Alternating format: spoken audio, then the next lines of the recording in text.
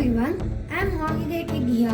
So in today's video, we are going to learn how to make a Shuriken ninja star out of origami paper. So we will be needing 15 paper, and we'll also be showing the performance of it at the end of the video. So stay till the end of the video.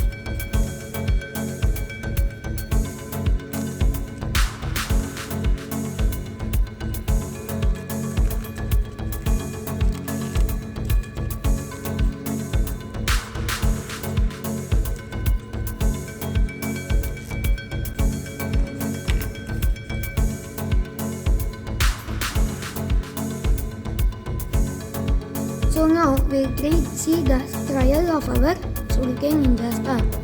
To hold the Shuriken, we should hold the Shuriken ninja star like this and throw it like this.